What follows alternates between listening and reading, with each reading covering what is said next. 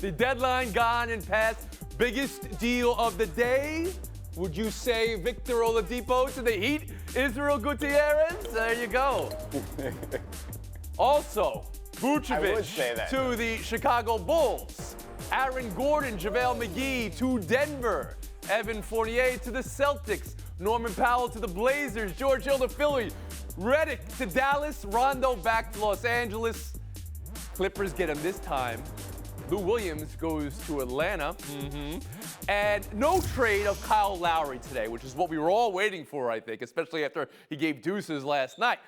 Which team helped themselves most today? Israel Gutierrez around the horn to you. Well, I'm going to give you one from each conference, Tony. I like the Denver Nuggets trade with Aaron Gordon there. Okay. I think they needed some more athleticism. They needed a more dynamic player. And you know Nikola Jokic can obviously pass it. And you give him another option like Aaron Gordon, I think he's going to have a field day and love that move. And I think the Oladipo trade to Miami, mostly because for a couple of reasons. One, they didn't have to give up Tyler Hero and Duncan Robinson. And even though those two guys have had down shooting years this year, you would expect a regression to the mean. And, you know, they're young, obviously, and have a lot of upside. But also because Victor Oladipo really wanted to be in Miami. And, you know, say what you will about the value of that, but it meant a lot for Jimmy Butler, right? He improved his game and is all of a sudden an MVP type of player with that team. So if Oladipo wants to be there, they need somebody who can create a little bit more, take pressure off of Tyler Hero and Goran Dragic to do that. I think those are two great fits for those two teams that have finals aspirations. The man in Miami says Miami's the big winner. Now to Chicago. Sarah Spain, who won today's deadline? Well, if this is the game we're playing, I'll give you one of each too. And I'll tell you, I agree with the Nuggets. And in addition to what Izzy said, I do think the biggest thing there is not only is he a willing playmaker and a guy who's going to help them on the scoring side, they need a good one-to-one defender. And they needed someone to step in and take over when they face those great West teams. And they need someone who can defend well, someone like LeBron or Kawhi. And that's a huge get. Also, he's a very motivated guy who wants to prove he's still got something as he comes up on a contract year. As for the Bulls, listen, the Bulls aren't going to be contenders. They're not going to be going for it. But I will tell you from a Chicago standpoint, this was a team that for the last couple of years, you know, on this show, I have been suggesting relegation like European soccer, that they should be in the G League. That's how embarrassing they are. So the fact that they went from that to now buyers who have the most all-stars on one team in the East. All right. So wait. Okay, yes. Monica McNutt, who was the winner today's deadline? I just want to know how I ended up with -1, and I liked your open, Tony. That seems You know what? I don't know how that happened. Yeah, go ahead, please. How did that happen? All right, Join so the club, I Monica. agree with you guys. Nuggets are runner-up, though, to me. I actually think the bigger move was Rondo to the Clippers. I mean, we've talked a lot about what this Clippers squad needed, and although Rondo isn't a young guard, he is that heady point guard that Kawhi can play off of so well. And we remember that he played great in the playoffs last year. He can still defend. He can still distribute. He could be that piece, including the experience that he has that helps the Clippers get over the hump. In the East, I'd have to agree with Miami. I just think Heat culture wins out here, and there were so many questions surrounding Vic and his health and what he wanted, whether it was years or the number on his contract. I just think you put him alongside Jimmy Butler, he comes back. All right, Heat culture once again invoked somewhere in Isola is burning through the ice. Bill Plaschke, now to you, all right? You can view this from the LA Clippers perspective or from the Los Angeles Lakers perspective, I guess. Go ahead.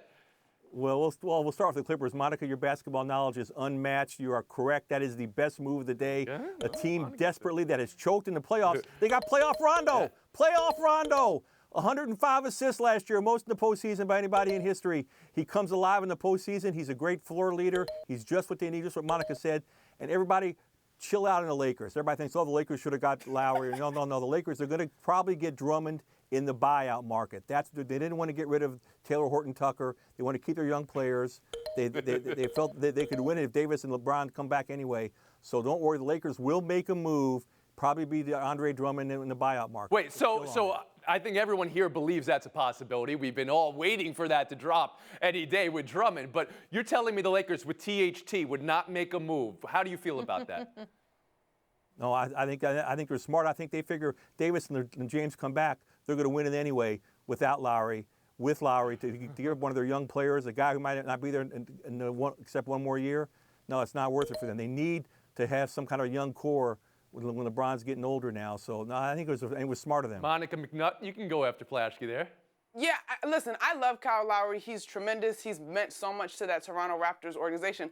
But the Lakers already have a guy. He's 36 in LeBron James, and Kyle Lowry is 35. So I don't know that that's as much of an upgrade from Dennis Schroeder as people think when you really look at the numbers and what that team needs. So you don't think the Lakers erred here in not making a move for Lowry? Let's talk about Kyle Lowry a little bit, because the Toronto Raptors were a team that I think everyone was waiting to see what move they could make. And Powell goes to Portland, and that wasn't the only move they made.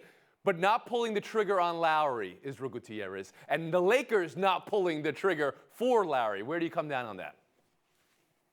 Well, this is the problem when it's known that somebody is available for a good amount of time, and teams just didn't want to give up enough to get Kyle Lowry now. They thought, hey, he's definitely going to get traded. I'm not going to give up my young piece to get him. And Toronto probably did the smart thing. I can't get Tyler Hero. I can't get THT. I'm going to go ahead and keep him and see if we can, figure out something in the offseason via sign and trade and see if he can help us rebuild that way, because obviously those two parties still get along very well. So not totally shocked by it. I'm disappointed a team like Philly couldn't pull this off, because maybe they overvalued some of their young picks, because that team needs to win a championship, unlike the Lakers, just won one last year. So, yeah, I think Lowry staying put is probably not as shocking if you sort of. Sarah Spain on Lowry staying put with Toronto? Well, first, I think that Plaschke said not getting rid of THT was dynamite, which was wild, because I think he's actually right, because you wouldn't just be giving up him. You'd also have to give up KCP and Schroeder. And in the long term, the Lakers have real depth issues beyond the top level. So it might actually be a wise decision, despite, obviously, the excitement of being able to add Kyle Lowry. As for Toronto, it's very awkward, right, after last night and after the slow play of us walking toward the inevitable trade and then being like, never mind. But you also don't give away that guy who's the face of your franchise unless you get a great deal in return. They're not in a rush. They're not going to contend now, so now they can figure out with more time what they want to do. Although there's something to be said about, well, they're not even playing in Toronto, right? He's in Tampa now, so it's, to trade him now would be very awkward. Thanks for watching ESPN on YouTube. For live streaming, sports, and premium content, subscribe to ESPN+.